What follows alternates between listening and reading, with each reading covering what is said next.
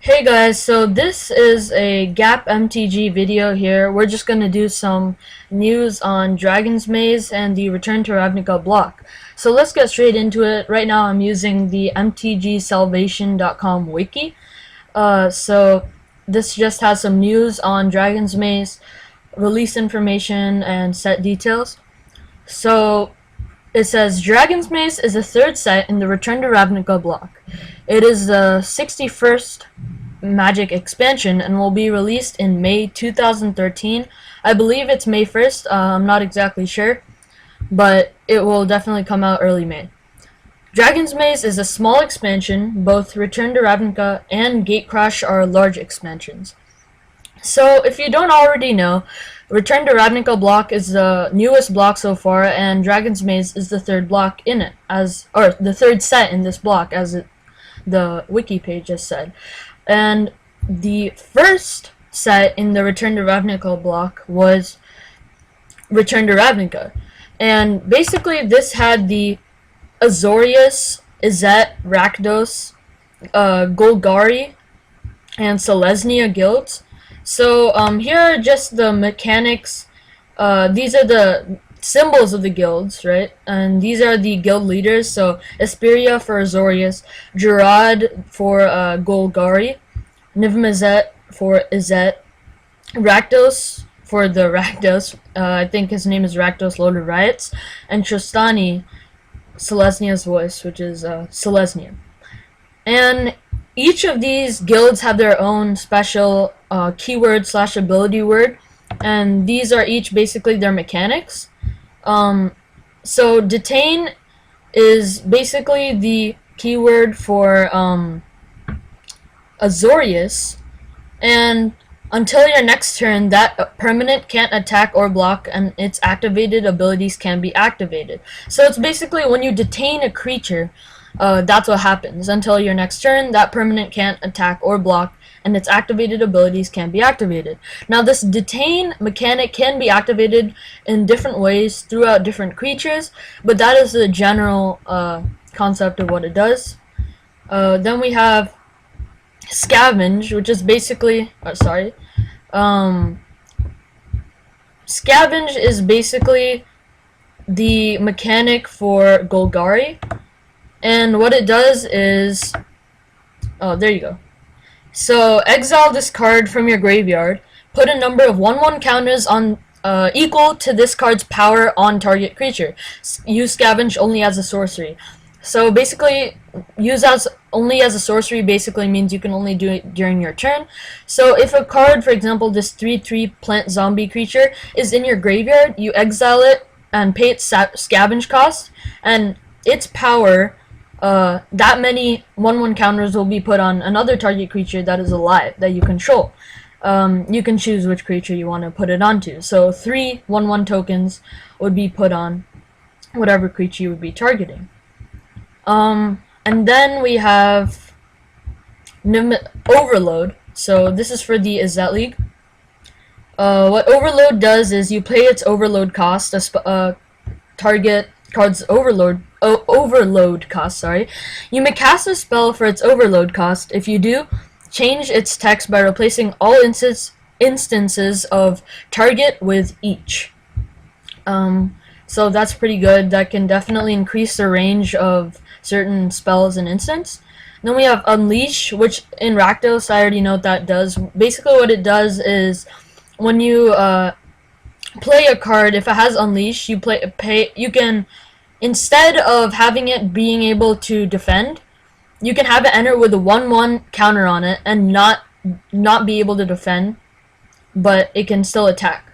So it's basically power versus defense. And then Populate, let's see what this does. This is Selesnya.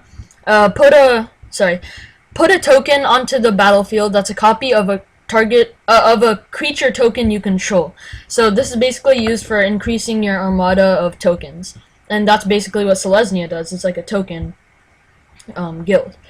And then we have Gatecrash, which is the second set in the Return to Ravnica block.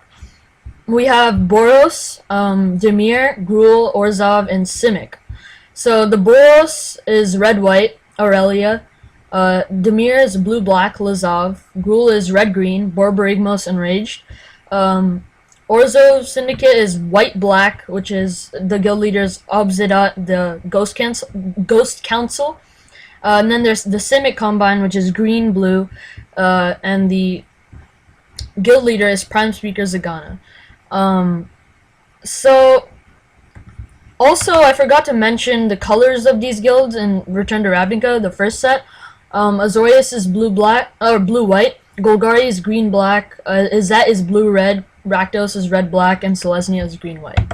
So anyway, back to this. We have Battalion, which is basically when you, whenever a card that has Battalion is attacking with at least 2 other creatures, it will have some kind of effect, like, for example, deals 3 damage to target creature or player and you gain 3 life. Another instance is all creatures that are attacking gain vigilance, so just things like that increase your army's attack force. Then we have Cipher, which is basically on things like spells and instants. Once you play the spell, you may cipher it onto another card, and then whenever that creature is tapped that you've ciphered it onto, it will use that spell or instance effect again every time it is tapped.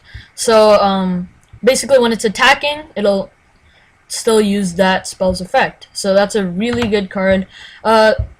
Just a side note, just a side note, the Demir clan is the Demir house is a milling deck, like the Demir intro deck is a milling deck, so just a note. Then we have Blood Rush for Gruul, which is intro deck I got in Gatecrash. What it does is you play its card's Blood Rush cost, and instead of playing it, or you pay the cost, and then instead of playing it, you discard it from your hand, and then it'll add that much attack and defense, however many the card you discarded had, onto a target attacking creature. And it will also give its ability that it might have. The card you're discarding, let's just say it has First Strike, it'll also give the target card you're using Blood Rush on First Strike. So not only does it give it its extra power and toughness, but also perhaps an ability. Once again, I have done that. Okay. So, we also have Extort, which is basically, whenever you cast a spell, you may pay a certain mana cost. If you do, each opponent loses 1 life, and you gain that much life. So it's kind of like a draining effect. And then we have Evolve. So what Evolve does is whenever a creature enters the battlefield under your control, that creature has a greater power or toughness than this creature. Put a 1/1 counter on this creature. So it basically makes all your creatures powerful and equally powerful. So if you have 1 powerful creature on, you just keep on building on your more weak creatures.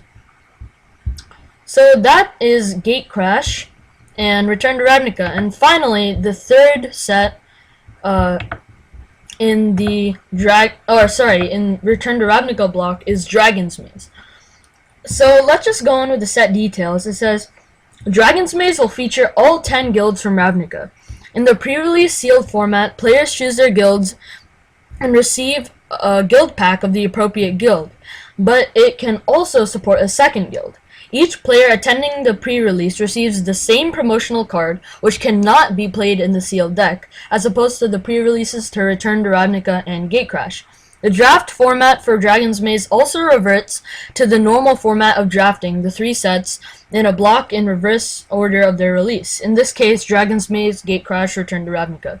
And this is what the guild packs will look like in the Dragon's Maze pre-release. So it's basically just a few booster packs. And booster packs for Dragon's Maze do not contain basic lands. Instead, each booster contains either a guild gate, a shock land, or a mythic rare land from Dragon's Maze in the appropriate ratio of their rarities. The shock lands have the appropriate expansion symbols of Return to Ravnica and Gatecrash, but the gates are part of Dragon's Maze and have a Dragon's Maze expansion symbol, making them part of the set, and thus marking the first time cards other than basic lands are printed multiple times within the same block. So the only cards that have been revealed, like spoilers from the Dragon's Maze set, are all the gates from Return to Ravnica and Gate Crash and all of the Shocklands. And then there's one new mythic rare land, and I believe what it does is it has some effects, but the final ability is when you have 10 gates of different, at least 10 gates of different names on your in play, you win the game. So it's kind of like for a 5-color deck. I don't really see how that would be used by that many people. It would be kind of hard to apply that concept into your deck unless you want to make a 5-color deck, which I know is very hard. But yeah, that's what it is. So there's a mythic rare land, no basic lands in the booster packs. So Dragon's Maze will feature at least one Planeswalker, and this is the marketing for the set Dragon's Maze. And right here, the person you see is Rol Zarek, former Izzet guild mage, I believe, and he's kind of rivals with Niv Mizzet, you could say. He was basically just does research for his group, and he's a Izzet planeswalker, so he's a red-blue. Here is a rumor for what the card might look like. So its +1 is look at the top 3 cards of your library, then put them back in any order. -2, choose one. Rolls a rack of the Izzet, deals 2 damage to target player, or 4 damage to target creature. And -6, exile Ral Zarek of the Izzet. Each player shuffles his or her hand and graveyard into his or her library, then draws 7 cards. And it starts out with 3 loyalty counters, and it's a 4-drop. But this is just a theory once again. I don't know if this will actually be how the card turns out. This is the artwork used in the set like advertisement. And as you can see, this is the Dragon's Maze symbol, I guess. And yeah, so this is Relzarek, which is probably gonna be the Planeswalker in Dragon's Maze. There might be another one. In the first 2 sets of the Return to Ravnica block, they've been repeating one Planeswalker. For example, Return to Ravnica was Jace, Gate Crash was Gideon, and this they might repeat another one. So that is Dragon's Maze. I hope you enjoyed this video, learned a bit on the 3rd and final set of the Return to Ravnica block. This is what the pre-release packs look like. Definitely go to the pre-release if you're looking for getting into tournaments, because it's definitely a fun way to get into drafts and just get cards before they come out. And it's just a good experience overall as a Magic player if you want to get into it more. You'll learn a lot through tournament play, for example, like different rules and ways that people have built their deck. You'll definitely learn how to draft and build decks. Drafting is basically building a deck out of boosters, and you might learn a little something about a new guild. So that is Dragon's Maze once again. Thank you for watching. This is Gap MTG signing out.